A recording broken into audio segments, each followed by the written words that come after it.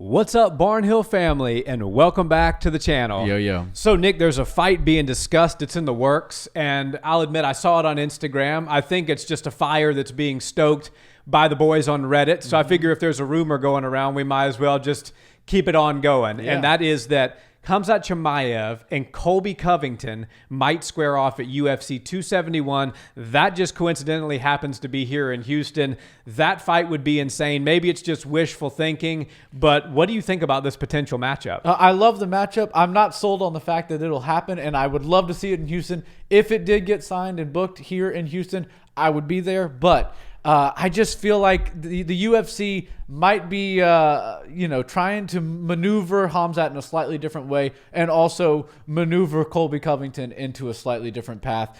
I think there's so many great fights for both of these guys, and obviously, in my opinion, they will cross paths at some point, but I just don't see it happening right now. But man, I'd love to be wrong in this situation. I'd love for Houston to host Khamzat Chimaev versus Colby Covington. That would be insane. So Izzy's not even enough to get you to go down to the Toyota Center. It's got to be Khamzat Chimaev fighting to get Nick to show up in person. That's right. Yep.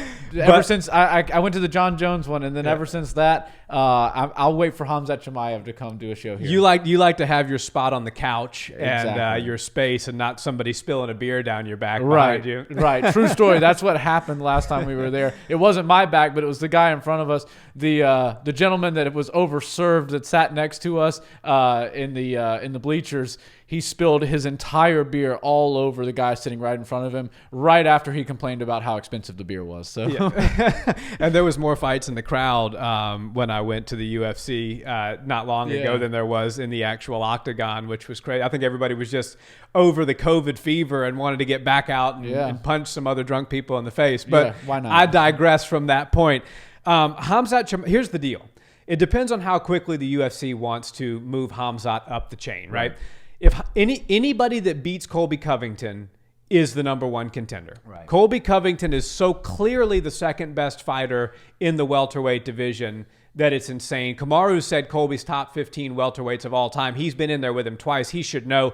I think he might even be higher than top 15 welterweights of all time. So if you fight Colby and you beat Colby, you're going in there with Kamaru next. Right. Period. End of story. So it just depends on, is the UFC ready, if he wins, to throw him in there with Kamaru, or do they want to let him build a little bit more? I selfishly would love to see that, because that would be here in Houston. The buzz around that would be insane. Yeah. We all know how Chaos Covington comes to the party. We know how the trash talk is. We know Chimaev is a bit of an entertainer himself. Yeah. So we know that he likes to talk some trash himself. So the back and forth would be pretty incredible. I think it's two different types of trash talkers, and I think it would make for a hell of an entertaining build-up. Oh, it would. And you can bet your bottom dollar I would be at the pre-fight press conference, and maybe I'd show up at the weigh-ins. Everything that they would have to offer in the city of Houston, I would be there, because that would just be so much fun to watch. And it'd be like a Rocky moment, Rocky IV, right? America versus Russia, except for you've got like this brash hybrid between Khabib and Conor in Khamzat Chimaev. Yeah. You know, he does the trash talking, he wears the designer stuff, but also has the mauling skills of a Khabib type fighter. So, and even the chin strap beard. So it's very cool. Khamzat Chimaev is an absolute megastar on the rise, and that's why I kind of don't see this fight happening this early. Like you said, if you beat Colby Covington, it's off to the races for a title shot. Dana White has come out and said he wants to see Khamzat in there about 3 more times before he puts him in there for a title fight with Usman, because, and he knows this as much as we do, the rise of a fighter is the most special, fun time for not only the fighters, not only the organization, but for the fans. Yeah. People loved, remember the rise of Conor McGregor? There was nothing quite like it. He was predicting things. They were coming true. We were like, okay, he's going to get a title fight sooner than later. And then that got pulled away from him. But that almost made it cooler to see him in there in an interim title. And then that was like unfinished. It's like, yeah, he did get okay, so he's true. He did get the interim title, but let's see him in there with the undisputed. It was just a fun build-up. And I feel like when you jump through that and you go right into title fights, you end the rise of a fighter. And that's why I don't want to see them rush Sugar Sean. That's why I don't want to see them rush Khamzat Chimaev. Obviously, they have the skills to be in there with the best in the world. But let's see them make their way in small increments of ranks about 3 people each time.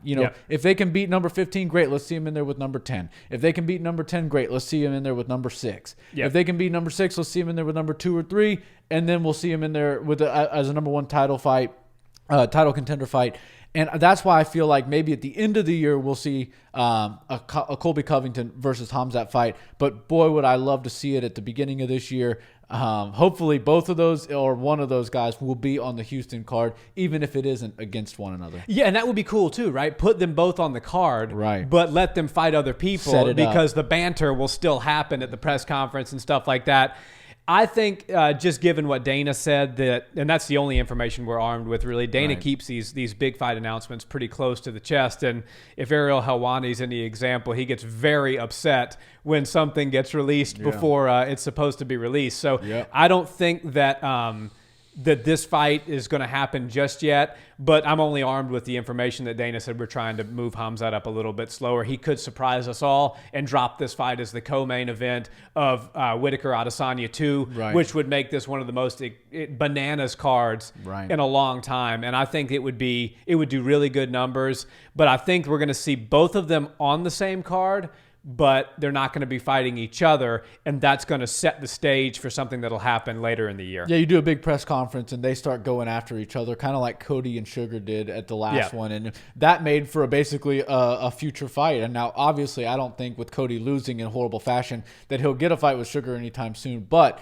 you get Khamzat and Colby up there and they start going back and forth. You got to give the people what they want. One thing I love about Dana White is even if he has a plan for somebody, if the world doesn't want that plan to come to fruition, he'll move on a different way. If they say, you know what, Khamzat Chimaev might be the right guy to put in as the replacement fighter, the third guy to make weight for a title fight, you could see Khamzat fighting for a title early next year. But if he has it his way, I think he's going to give him a couple of more fights, and then we'll see him in there maybe with Colby Chaos Covington right after we see Colby and in the BMF Jorge Masvidal in there. There's just so many fun fights at 170, and Khamzat Chimaev's name is in a lot of them, and I can't wait to see what they do with him because I really do feel like he's a star on the rise, and if he continues on the path that he's on, we're going to see UFC gold strapped around his waist sooner than later. I think you're right.